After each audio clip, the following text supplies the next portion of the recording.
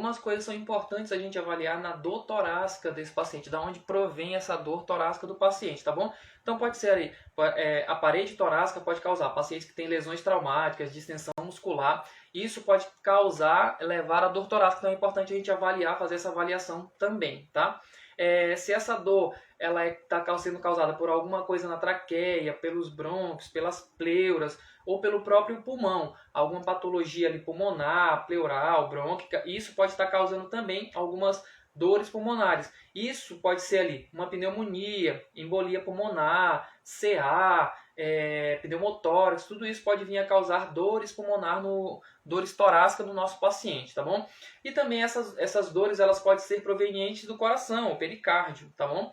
E isso daí já é um negócio mais complicado para a gente se atentar, que aí já é uma angina instável ali, que o paciente sente uma dor bem grande, um infarto agudo do miocárdio pode causar essas dores intensas no tórax do paciente, tá? E arritmias cardíacas também pode vir a causar essas dores torácicas. Então é importante a gente avaliar e ver se essas dores, da onde provém essas dores, para que aí fique mais fácil a gente intervir, tá bom? Outra coisa importante para a gente avaliar no nosso paciente dentro da UTI é a tosse. Então, esse paciente ele vai nos apresentar alguns padrões, que seriam a tosse, se essa tosse que ele está nos apresentando é uma tosse eficaz ou se ela é uma tosse ineficaz, tá? O que seria uma tosse eficaz? Uma tosse eficaz seria uma tosse forte, onde o paciente seria capaz de deslocar secreção, então fazer higiene brônquica, tá? E como a gente consegue medir essa tosse dentro da UTI? Essa tosse ela pode ser medida por um aparelhinho, né, que é o Peak Flow Meter, que é um aparelhinho onde a gente mede o pico de fluxo de tosse do nosso paciente. E o valor que esse paciente precisa alcançar para ser considerada uma tosse eficaz é de 160 litros. Então, se ele alcança um pico de fluxo de 160 litros, esse paciente ele tem uma tosse eficaz, considerada eficaz. Se esse paciente ele não consegue atingir esse pico de fluxo, esse paciente ele tem uma tosse ineficaz.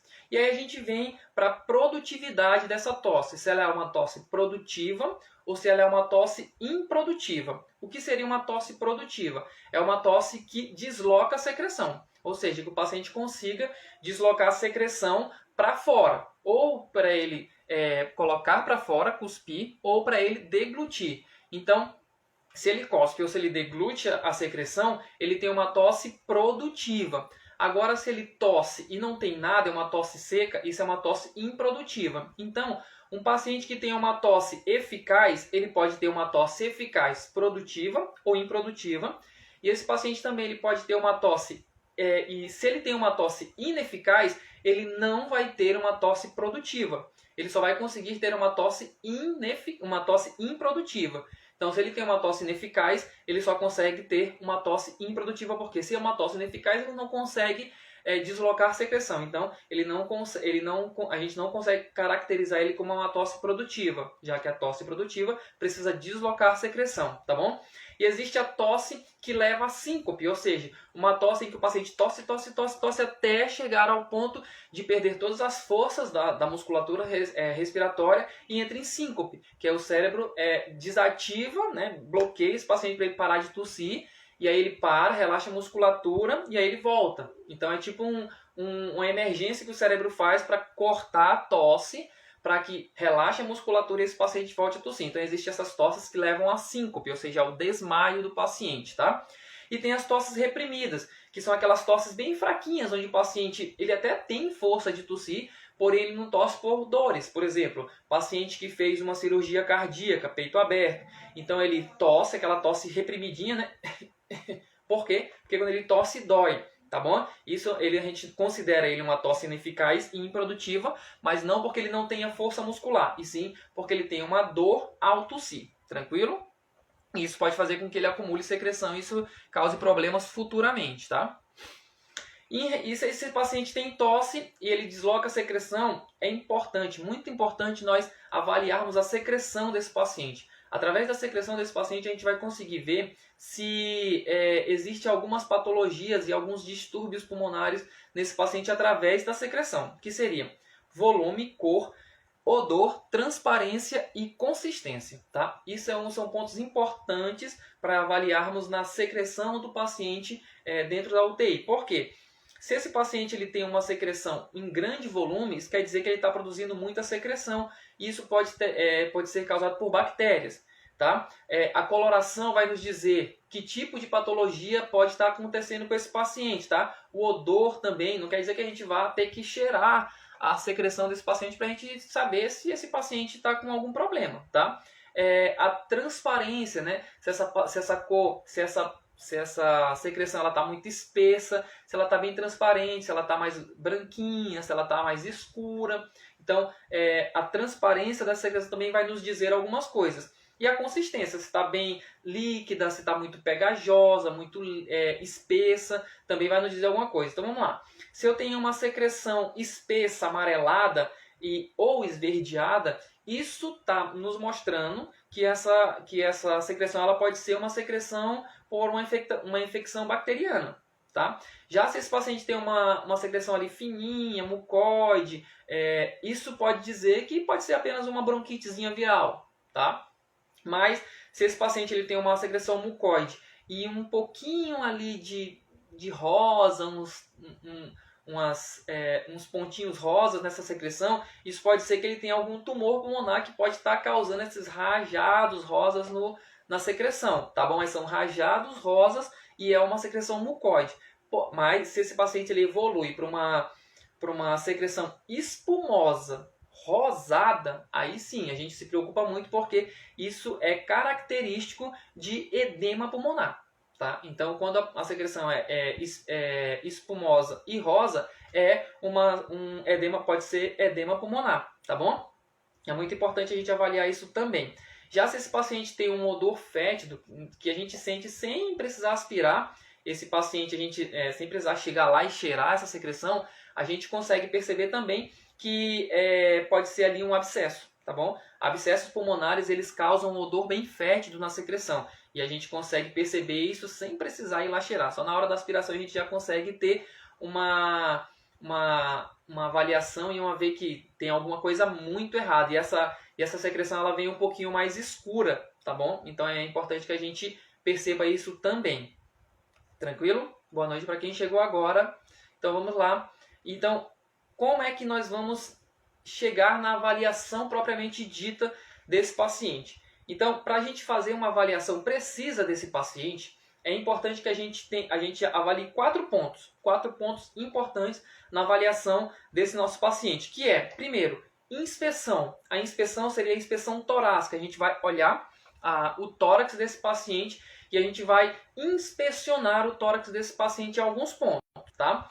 A palpação, a gente vai usar as mãos para palpar o tórax desse paciente para também conseguir definir algumas coisas nessa palpação. A percussão, né, sons que a gente faz com os dedos nesse paciente também vão nos mostrar algumas coisas, né, podem nos mostrar alguma coisa. E lógico, a nossa ausculta pulmonar, que é a que é mais utilizada e a que é mais difundida dentro da fisioterapia e dentro da medicina intensiva em geral, tá bom? Então vamos lá fazer um por um. O que a gente precisa ver? Então, iniciamos pela inspeção. A gente vai avaliar o tórax desse paciente. E temos 2 tipos de inspeção, que seria a inspeção estática, ou seja, a gente não vai avaliar a movimentação do tórax. O que a gente vai avaliar nesses casos? Condição da pele, se a pele está hiperemiada, se ela está com bolhas, se ela está com feridas. Isso é muito importante para a gente diagnosticar alguns pontos desse paciente, tá bom? Se existem algumas retrações, algumas fibroses na pele desse paciente também, pode nos dizer alguma coisa. Alguma deformidade torácica desse paciente, tá? Principalmente assimetrias. Quando a gente faz uma inspeção estática desse paciente, o principal ponto que nós vamos avaliar desse paciente seria a simetria do tórax, tá? Então, para a gente ver a simetria do tórax, a gente vai ver se esse tórax está na mesma altura, tá bom? Se esse paciente não tem um tórax mais alto que o outro, se não está muito fundo um tórax desse paciente, um tórax está normal, um outro tórax está mais fundo.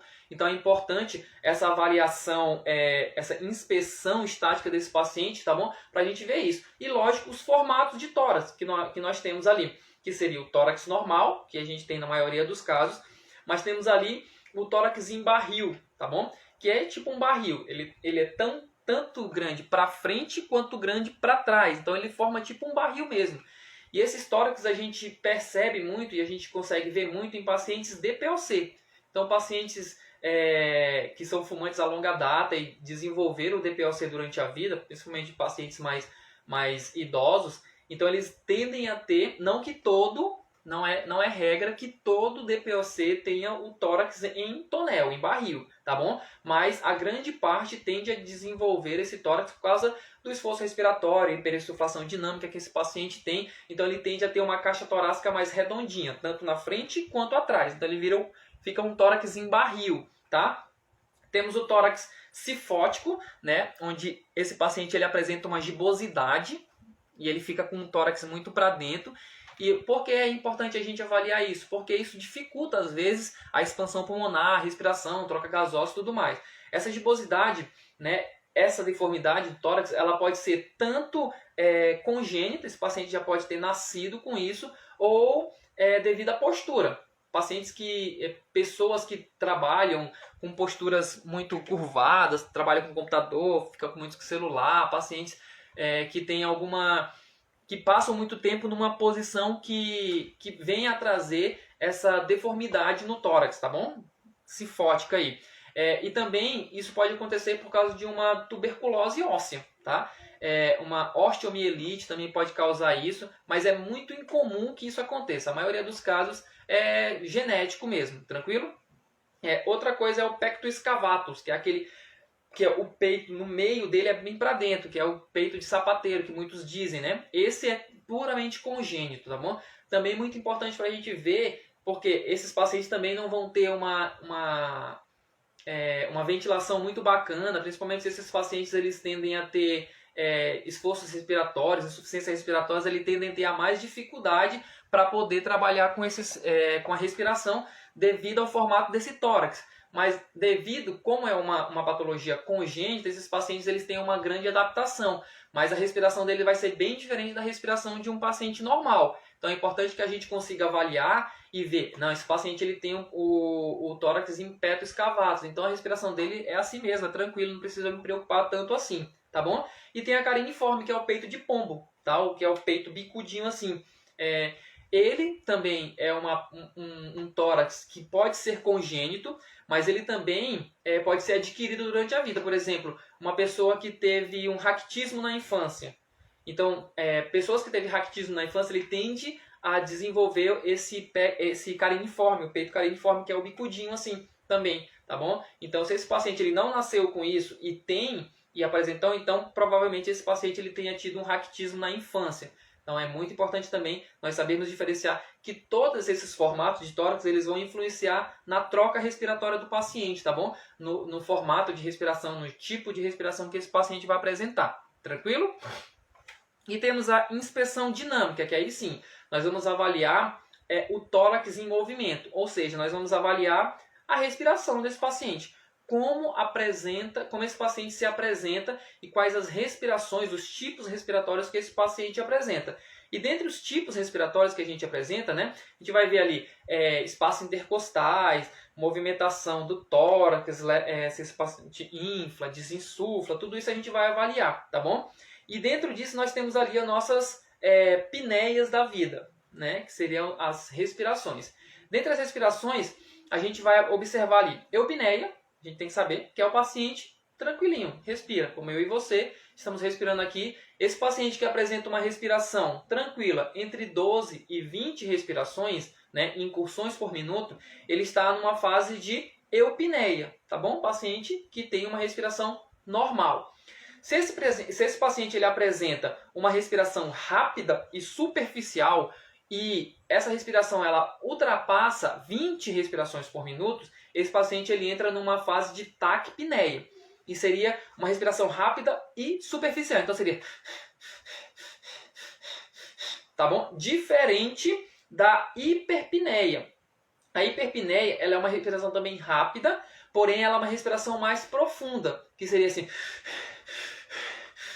que são aqueles pacientes que estão em franca insuficiência respiratória. Então, muito importante a gente diferenciar esses dois tipos de respiração, a taquipneia da hiperpneia, tá bom? Em que a taquipneia é uma respiração superficial e rápida, e a hiperpneia é uma respiração profunda e rápida. Tranquilo? Belezinha? E aí temos também a nossa bradipneia, que seria uma respiração abaixo de 12 incursões por minuto. Uma respiração bem lenta e bem superficial, tá bom? Então, o paciente vai dar uma respirada aqui e outra acolá. Uma aqui e outra acolá. Então, é um paciente que a gente tem que prestar muita atenção, porque esses pacientes aí podem evoluir por uma hipoxemia e por uma parada por hipóxia, tá bom? Então, pacientes que têm uma respiração abaixo de 12 incursões por minuto, a gente considera esse paciente como uma bradipneia. E temos a nossa tão temida apneia, que é a ausência de respiração. Quando o paciente não faz nenhum tipo de esforço respiratório, ele entra em apneia, tá bom? E aí vamos para a nossa dispneia. Nós temos alguns tipos de dispneia que é muito importante a gente saber diferenciar para a gente poder saber se esse paciente está em franco desconforto respiratório ou não. Então nós temos ali a dispneia, em que ele apresenta essa dispneia em grandes esforços, em médios e pequenos esforços, tá bom? E como a gente vai diferenciar essas dispneias? Então, se esse paciente ele tem, o paciente ele que vai apresentar uma dispneia em grandes esforços, é um paciente, é uma pessoa que vai fazer um exercício, que vai fazer uma corrida, vai jogar futebol, vai jogar vôlei, alguma coisa assim. Todo mundo que pratica algum tipo de esporte, corrida, pedala, futebol, vôlei, qualquer tipo de esporte, ele apresenta uma dispneia, tá bom? Ele vai apresentar uma dispneia. Por quê? Porque ele vai aumentar a frequência respiratória, vão fazer frequências respiratórias altas, acima de 20, na maioria das vezes, entrando em dispneia. Mas isso não quer dizer que seja patológico, né? Então não é porque o cara jogou um futebol, fez uma pedalada, que ele começou a respirar fundo, que ele vai correr lá no hospital para dizer, tô passando mal. Não, tá bom? Então a gente tem que saber diferenciar. E aí tem o cara que apresenta a dispneia em médios esforços ali. Por exemplo, uma pessoa que sobe uma escada, tá bom? Que, por exemplo, leva algum utensílio doméstico de um canto para outro, e isso faz com que ele canse. Aí esse cara a gente tem que começar a se preocupar, tá bom? É um cara sujeito a que são esses pacientes que procuram que na maioria das vezes o familiar leva, né? O paciente começa a fazer coisas cotidianas que começa a fazer e antes fazia normal e agora ele começa a apresentar dispneia nesses pequenos esforços. É um paciente que a gente tem que começar a observar dentro da UTI. Então ele chega lá, então se ele vai fazer uma mudança de decúbito ali, ou fica em pé, né, ele já fica mais cansado, é um paciente que a gente tem que ter um pouquinho mais de atenção. E tem, lógico, os nossos pacientes que por qualquer motivo entram em dispneia. Pelo fato de se virar na cama, pelo fato de levantar o braço, pelo fato de falar, paciente que não consegue completar frases sem pausar, esse cara está em franca dispneia, tá bom? Então são pacientes que a gente tem que ter muita mais atenção com eles, tá bom? Então são esses tipos, a gente saber diferenciar quais são as dispneias de grandes, de médios e de pequenos esforços. Muito importante para a gente poder avaliar o nosso paciente, saber se esse paciente está mais grave, se é um paciente que a gente tem que ter atenção, mas não tanta atenção assim, tá bom? Temos a dispneia em repouso, onde o paciente, sem fazer absolutamente nada, ele está com falta de ar. Nossos pacientes da UTI, alguns deles eles evoluem com esse tipo de dispneia, e aí a gente tem que descobrir por que esse paciente está causando, se é cardíaco, se é pulmonar, se é obstrução. Então a gente tem que se preocupar com esses pacientes que estão em dispneia, franco desconforto respiratório, sem fazer nada no leito. Paradinho no leito, ele já está com um esforço respiratório, taquipneia, entendeu? São pacientes que a gente tem que se preocupar bastante. Temos a ortopneia. O que seria a ortopneia? A ortopneia seriam aqueles pacientes que apresentam falta de ar, né, dispneia, ao se deitar. Então, quando a gente deita o paciente, quando deita, né, abaixa a cabeceira do paciente, ele se sente agoniado, começa a faltar ar para esse paciente. Então, esse paciente ele tem uma ortopneia, ou seja, ele apresenta uma dispneia ao movimento de baixar a cabeceira da cama. Ele não consegue respirar com a cabeceira baixa. Então esse paciente ele tende a ficar com a cabeceira mais elevada, se não sentado na cama. eles só conseguem se manter numa respiração mais tranquila, em apneia, ali se esse paciente ele se tiver mais sentado na cama, no leito. Se a gente baixa, ele vem a sentir dispneia. Isso pode ser ocasionado por várias patologias, principalmente patologias cardíacas, tá? Pacientes que têm patologias cardíacas sofrem muito de ortopneia. E temos também uma bem curiosa, que é a trepopneia. Já ouviram falar na trepopneia? Então, a trepopneia ela é uma dispneia que ocorre quando o paciente fica em decúbito lateral. Mas não é todo decúbito lateral. Seria um decúbito lateral em que o paciente fica do lado patológico do pulmão. Ou seja, o paciente ele tem um derrame pleural. Se ele deita do lado do derrame pleural, esse paciente ele vai apresentar uma dispneia. Por quê? Porque sempre o lado que está preso no colchão, ou seja, o lado dependente, ele é um lado mais oxigenado e menos ventilado. Ele tem mais oxigenação, mas ele não tem ventilação. Ventila o lado contralateral. Então, esses pacientes que têm algum problema patológico, tipo derrame pleural, esse paciente ele se beneficia muito no lado contralateral à patologia, diferente do paciente em atelectasia. Paciente em atelectasia, ele vai ter melhor função do lado contralateral. Por quê? Porque a atelectasia ela precisa de fluxo para abrir. Ou seja, ela não precisa de irrigação, de fluxo sanguíneo. Ela precisa de entrada de ar. Então, quando a gente deita esse paciente com o pulmão atelectasiado para cima, a gente vai ventilar mais esse pulmão, tá bom? Então, a gente vai fazer uma abertura, então esse paciente tende a melhorar. Na trepopneia é diferente. Por exemplo, paciente com derrame pleural. A gente não pode deitar paciente com derrame pleural do lado do derrame pleural, porque ele não precisa de fluxo sanguíneo naquele lado, ele precisa de ventilação. E a ventilação é do lado contralateral. Então esses pacientes eles sofrem de trepopneia, tranquilo? Acho que há pouco tempo atrás eu não conhecia a trepopneia, tá bom? Então vamos lá. Existem algumas escalas para a gente avaliar a dispneia dentro da UTI. Dentre elas temos a escala de Borg, né? Que é a escala de Borg voltada à dispneia, que seria vamos dizer assim, uma avaliação subjetiva, porque é o paciente que vai nos dizer. Então eu vou chegar lá para o seu Zé. Seu Zé, o senhor está com falta de ar, seu Zé? Estou um pouco, doutor. Né? Todo mundo é doutor, então estou um pouquinho, doutor. Então me diga, de 0 a 10, quanto é que está a sua falta de ar? Ele vai dizer, estou com 5, estou com 3, estou com 7. Então existe a escala de Borg, tá? Para a dispneia, que a gente utiliza, onde vai de 0 a 10, sendo 0 uma dispneia ausente, ou seja, o paciente não está sentindo nada, e 10 uma dispneia intensa, tá ok? Então, é uma escala que a gente usa subjetiva, onde o paciente vai mostrar pra gente que ele está com uma dispneia de grau tal. Isso é ele que vai falar, tá bom? Então eu estou com grau 7, então grau 7 a gente vai lá na escala e vê lá, dispneia moderada, então intensa. A gente vai avaliar e vai ver, esse paciente precisa de um pouquinho mais de atenção. Então vamos ver o que a gente pode fazer para melhorar a dispneia desse paciente, tá bom? E temos a MRC, que é uma escala também de classificação que a gente usa na UTI para saber o grau de dispneia que esse paciente apresenta aos esforços.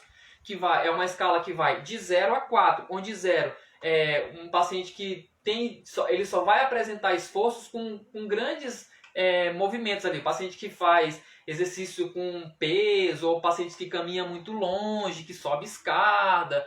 Esses pacientes eles apresentam um MRC de 0. Já os pacientes que apresentam MRC de 4, esses pacientes eles apresentam dispneia a qualquer tipo de esforço, mudança de decúbito no leito, tentativa de exercício, movimentação, ele já apresenta dispneia. Então são essas duas escalas que a gente mais utiliza dentro da UTI para avaliar a dispneia do paciente, tá bom? Se vocês quiserem, depois mandam um direct para mim que eu mando para vocês essa escala para vocês darem uma olhadinha, tranquilo?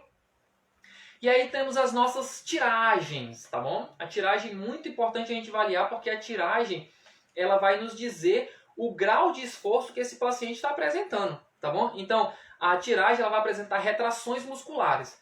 né? Retração de externo, retração furcular, retração de costela, intercostais, tá bom? Então, essas retrações vão nos mostrar como é que está o esforço desse paciente. Então, nós temos 3 tipos principais de tiragens, que são a tiragem supraclavicular, tá? Que é aquela que trava tudo aqui, o paciente que entra tudo, parece que vai entrar os músculos dentro do pescoço do paciente lá, tá bom? Essa é a tiragem supraclavicular ou infraclavicular, que pode ser tanto aqui quanto aqui, nessa parte da clavícula. Então, supra e infraclavicular, tá bom?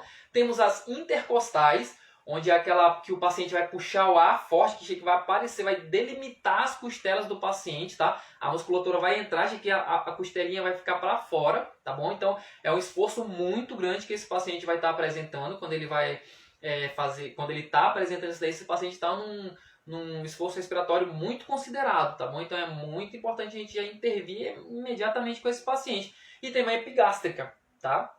Que é aquele esforço abdominal que o paciente faz, principalmente na expiração, que ele afunda o tórax bem lá para dentro mesmo. Isso é um esforço também respiratório considerável. Então, esses são esses 3 tipos de tiragem que são mais acometidos nos pacientes, são esses que a gente tem que intervir imediatamente para a gente reverter, para esse paciente não ir para falência respiratória, intubação, parada cardiorrespiratória por hipoxemia, tá bom? Então, muito importante são essas 3 tiragens que a gente consegue avaliar. E aí, temos também os nossos padrões patológicos. Temos alguns padrões patológicos. E aqui nós vamos abordar os 3 principais, que são os mais conhecidos por todo mundo, tá bom? Que é o de Kussmaul, o Cheyne-Stokes e o de Biot. O que diferencia ele, primeiro, são as patologias que causam esse tipo de respiração, né? E como é que elas acontecem. Por exemplo, Kussmaul é aquela respiração mais, né, tipo uma taquipneia.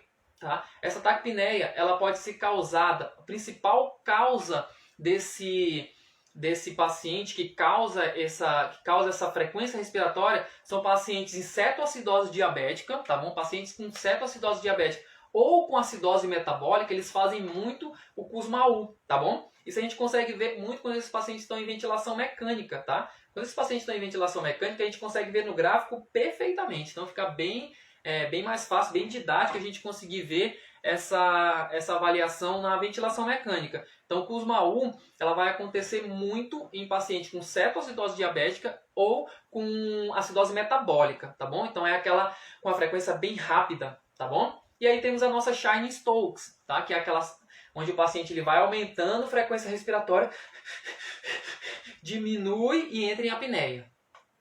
E aí entra, respira, respira, respira, aumenta, diminui e entra em apneia. Então, é a Cheyne-Stokes. Ela é muito vista, tá bom?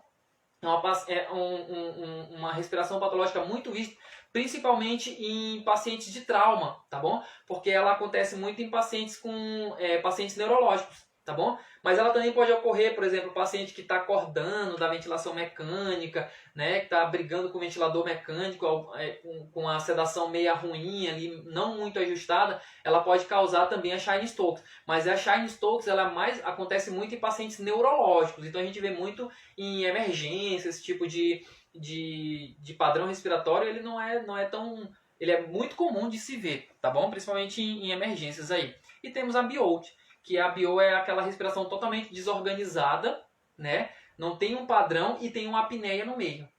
Quando o paciente apresenta esse tipo de respiração, é o pior padrão respiratório que o paciente pode apresentar. São pacientes com lesão no sistema nervoso central bem difuso, tá? Um paciente que está muito grave. Então, são hipertensão craniana, pacientes que apresentam hipertensão craniana altíssima. Então, eles apresentam esse tipo de respiração. E quando o paciente está apresentando esse tipo de respiração ali, é bem complicado a gente reverter, porque é um paciente que está numa evolução, num prognóstico bem ruim, tá bom? Então, assim, eu particularmente nunca vi o Biot, tá bom? Mas a literatura diz que quando o paciente está com uma lesão bem extensa cerebral e ele entra nesse padrão respiratório, o prognóstico dele é bem ruim, tá bom?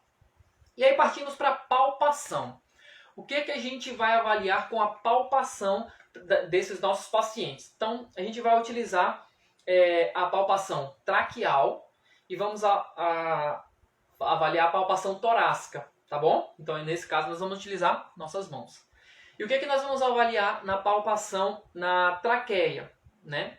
Primeiro, o que nós vamos ver? O que nós precisamos ver? Se existe hipersensibilidade ao toque, quando a gente vai tocar nesse paciente, se existe dor, se existe alguma lesão, né? Instabilidade torácica ou traqueal, tá bom? Massas, tumores, tá bom? Se existe fístulas, né? Se existe edemas. Então a gente vai ver tudo isso com a palpação desse paciente. E vamos ver também a avaliação tóraco-vocal. Belezinha? Então vamos lá.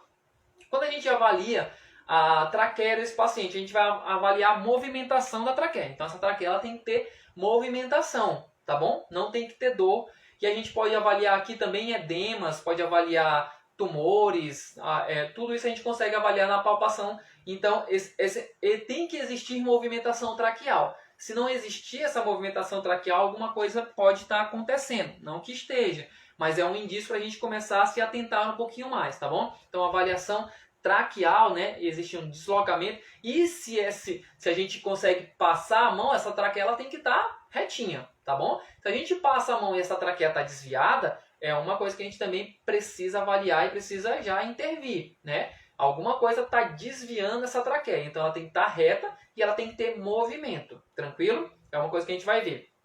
No tórax, o que a gente vai avaliar? Instabilidade torácica, tá bom? Se esse tórax, se a gente aperta, ele está firme, o tórax tem que estar firme. Existe a caixa torácica, as costelas ali, que vão proteger e manter estabilidade no tórax, tá bom? Então quando a gente apalpa o tórax do paciente, a gente vê se esse tórax está estável, tá bom? Então, quando a instabilidade ali, pode ser ali lesão, paciente com acidente, que a instabilidade torácica, a gente consegue ver isso na palpação, tá bom? Edema subcutâneo, quando a gente toca no tórax do paciente, a gente sente tipo aquela esponja.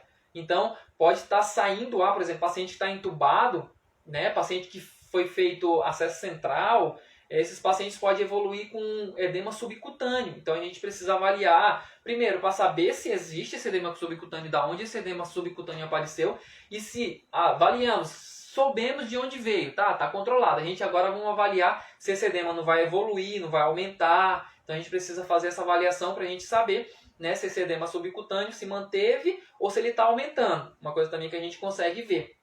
Tá bom? Se esse tórax está expandindo de maneira igual, se os dois tóraxes estão subindo e descendo simetricamente, tá bom? Porque às vezes a gente apalpa o tórax do paciente, tá bom aqui? E aí um tórax sobe mais do que o outro, tá bom? Ou um tórax sobe, o outro tórax não sobe, a gente consegue ver isso e avaliar isso na palpação desse paciente. Aqui em cima também a gente consegue ver, né? Faz a palpação por trás do paciente. E aí os dois ombros, eles têm que subir iguais.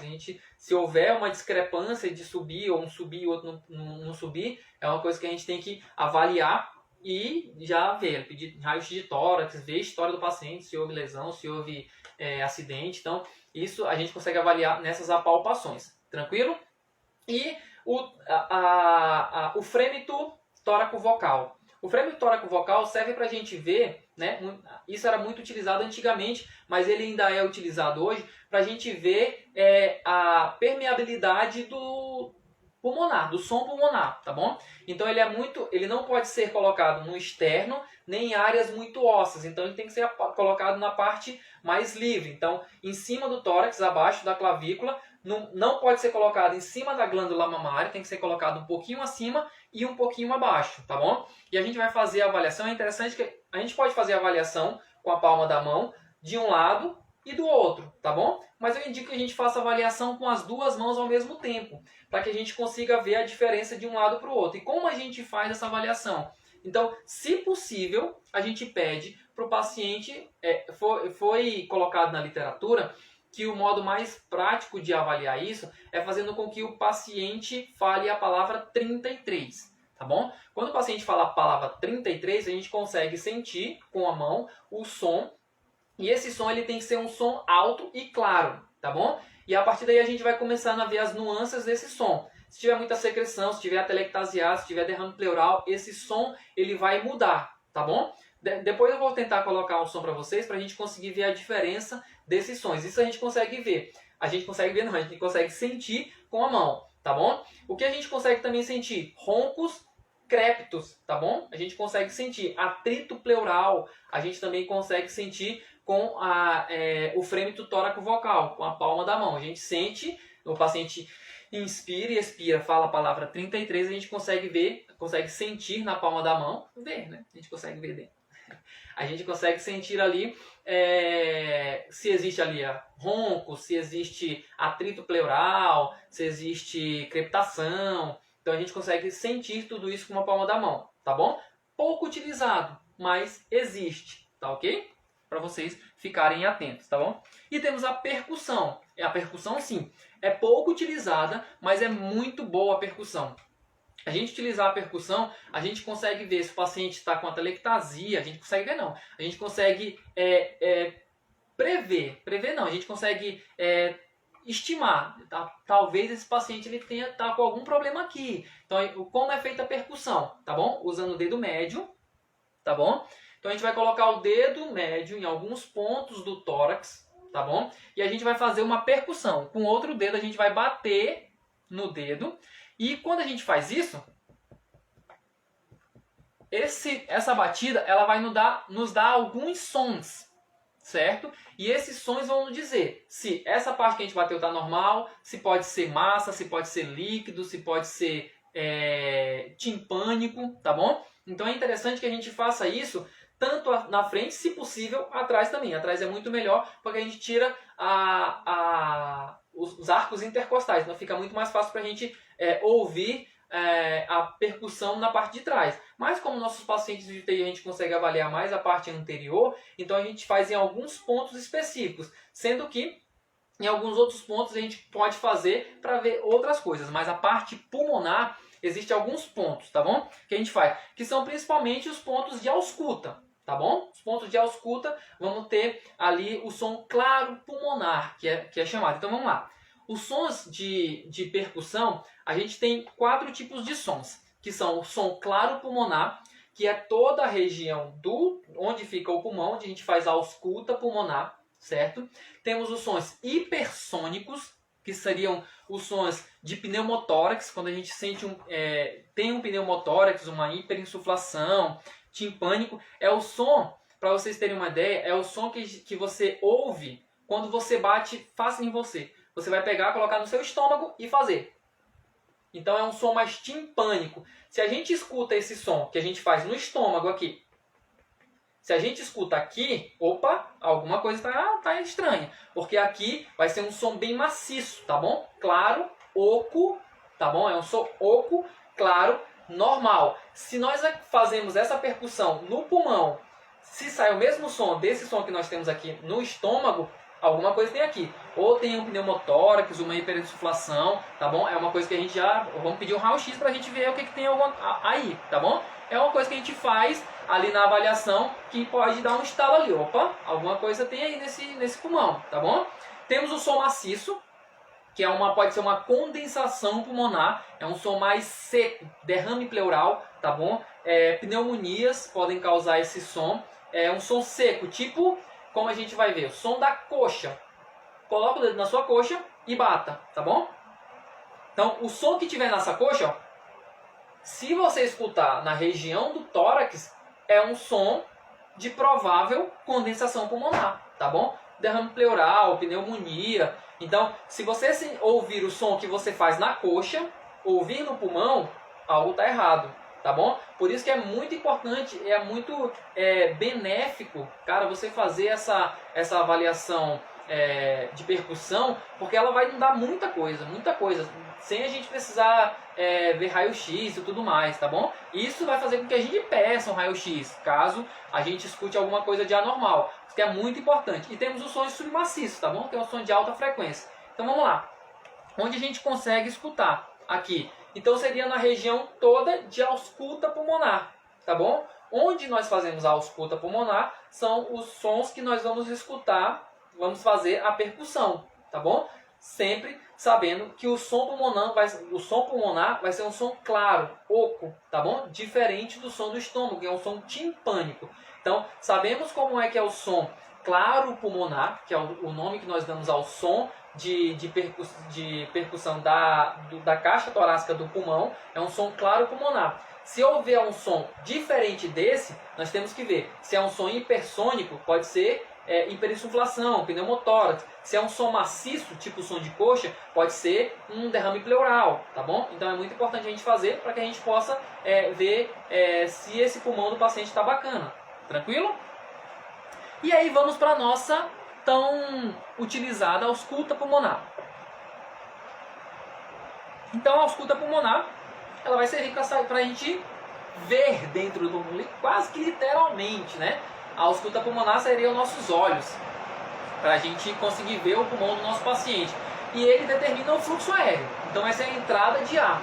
Então a gente vai conseguir ver pelos ouvidos o ar entrando nos pulmões, tá bom? Lembrando que a parte mais grossa dos tubos respiratórios são os sons mais turbulentos, são aqueles sons que entram bolando dentro do sistema respiratório, tá bom?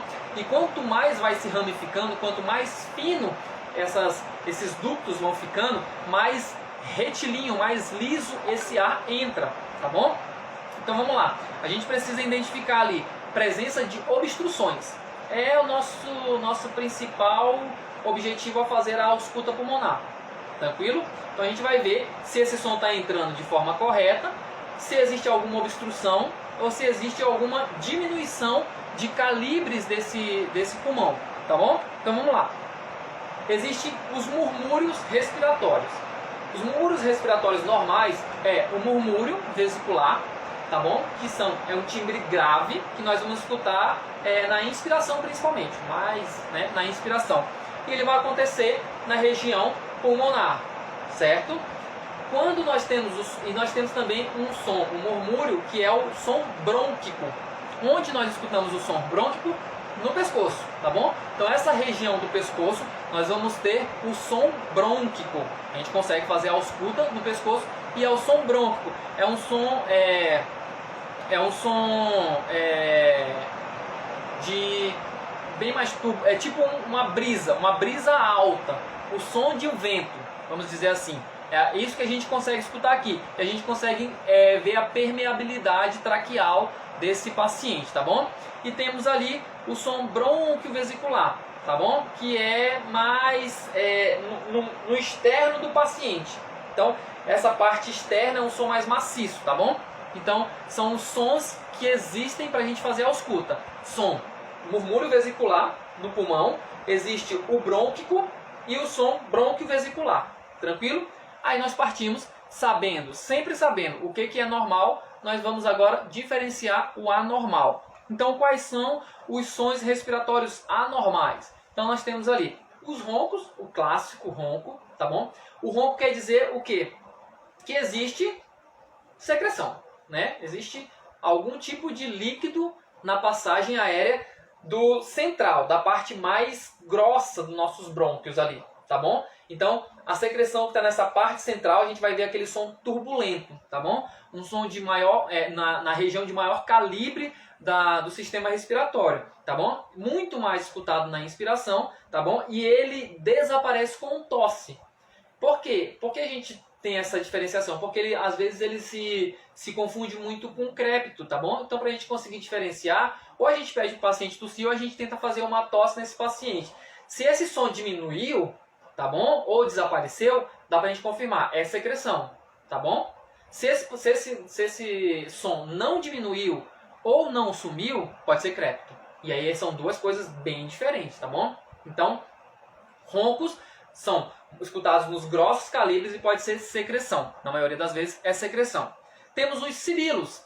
Os sibilos eles acontecem por causa do estreitamento da passagem de ar, ou seja, diminuição do calibre, por alguma coisa. Tá bom? Broncoespasmo, asma. Então, tudo que faz com que o brônquio, né, os brônquios diminuam a passagem de ar, faz com que haja o sibilo. E o sibilo é o som de um assobio, quase que literalmente.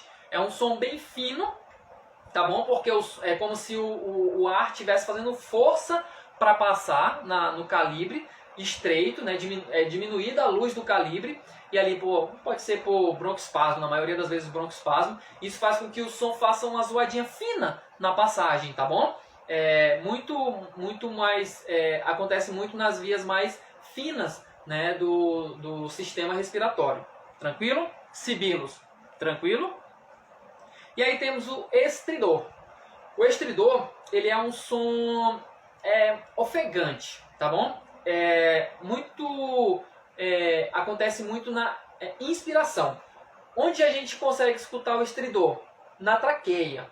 Então é um som mais alto, mais traqueal, tá bom? Aqui na faringe e tudo mais. Faringe, traqueia e tudo mais. Acontece muito quando a gente estuba paciente e esse paciente faz broncoespasmo. E aí é um sonzinho bem característico, tá bom? Acontece muito no fechamento da glote, epiglote aqui. Então, quando há falha de estreitamento da via aérea superior, o estridor acontece na parte traqueal. Tranquilo? A gente consegue, às vezes não precisa nem de esteto pra gente escutar. Escuta bem audível mesmo. Temos o grasnido, tá? O grasnido ele é bem incomum, mas ele ocorre, tá bom? É um som inspiratório.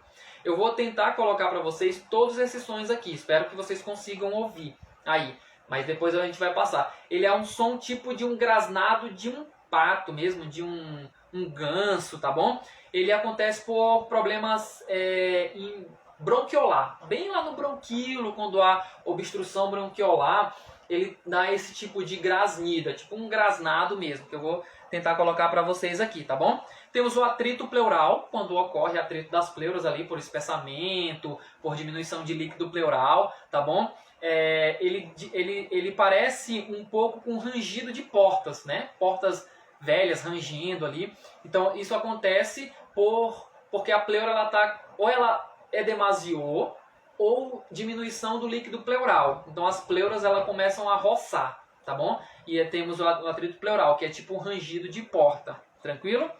Temos aí os nossos estertores crepitantes, que também bem característicos que a gente consegue ver. São de secreções lá no alvéolo, lá dentro do alvéolo, quando esses alvéolos estão cheinhos de secreção ou com a quantidade de secreção, tá bom? A gente tem o estertor crepitante, que é aquela zoadinha de cisalhamento de cabelo ou de velcro, tá bom? Então a gente pega um fiozinho de cabelo assim, ó, é tipo isso, tá bom? Ou então o velcro, abrindo o velcro ali, tá bom? Não na altura do velcro.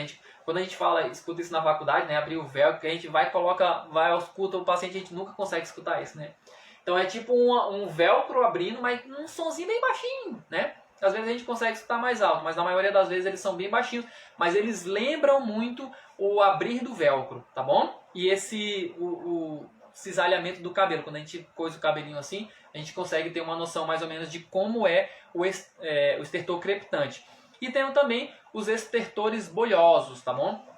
Que também é um ruído adventiço por acúmulos de líquido, tá bom? E ele vai ser tipo água fervendo. Quando a água lá no fogo a gente coloca uma água para ferver, e ela vai ser um som de bolhas mesmo. Blum, blum, blum, blum, blum, blum, blum.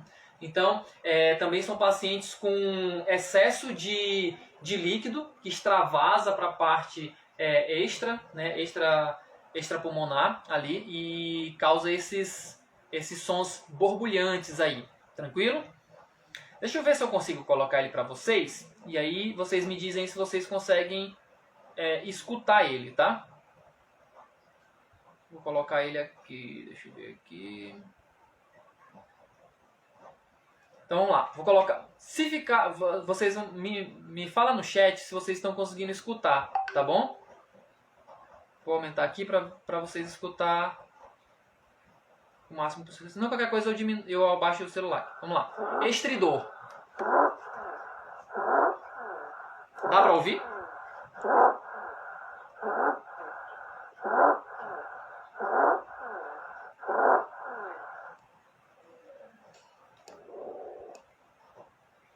Conseguiram ouvir? Se não ouvir, eu tiro o celular aqui e coloco ele mais próximo para vocês conseguirem ouvir, para vocês terem mais uma noção. Deu para ouvir? Beleza, então vamos lá, vamos lá. Vamos voltar então. Estridor, tá?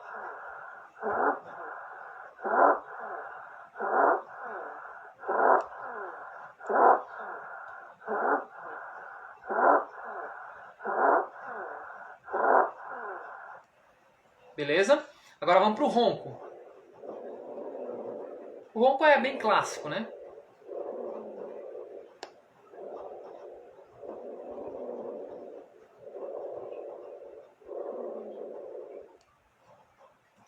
Sibilo.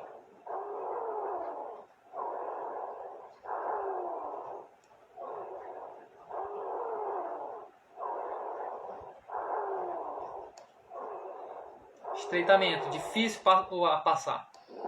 O grasnido que eu falei para vocês.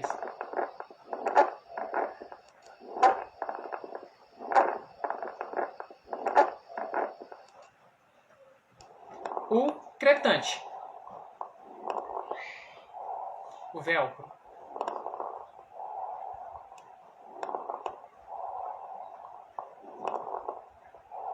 O ronco ele tá um pouquinho ruim mesmo.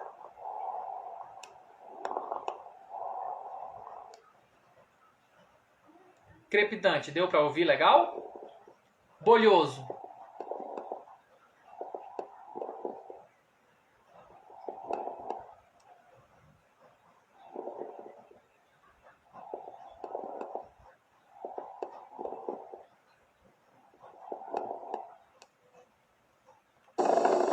O atrito pleural.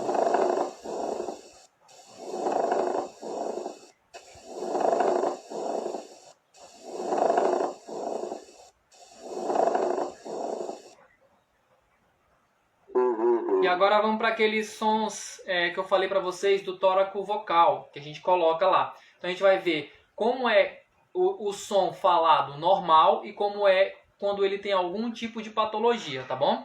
Então, quando a gente pede para o paciente falar 33 ou então quando a gente escuta com um paciente ventilação mecânica. Então, vamos ver a tonalidade para fazer a diferença aí, tá?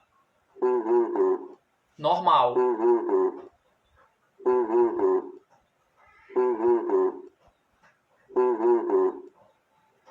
Agora o som anormal.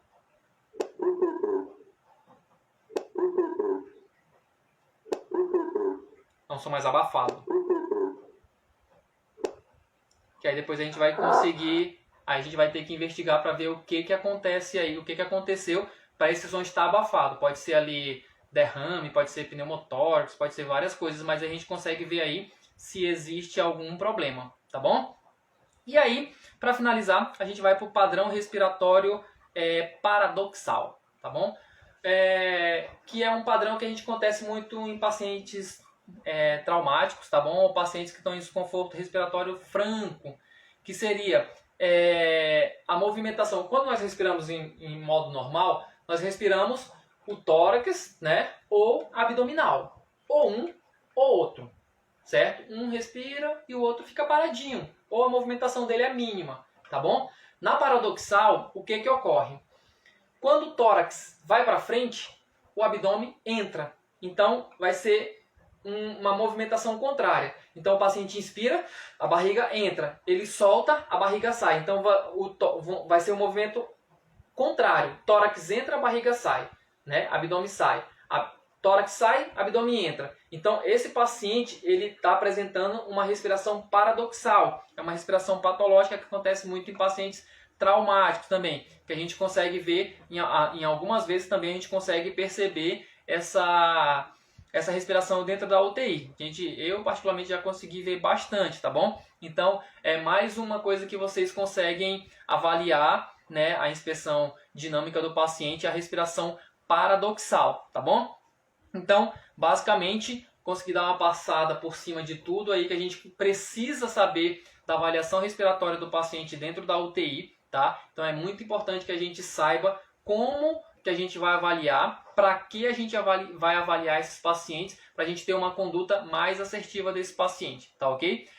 Se ficou alguma dúvida, alguma coisa que passou, que não deu para entender, manda para mim no direct aí, que a gente tem mais um tempinho para ficar, tá ok? Se ficou legal, deu para entender.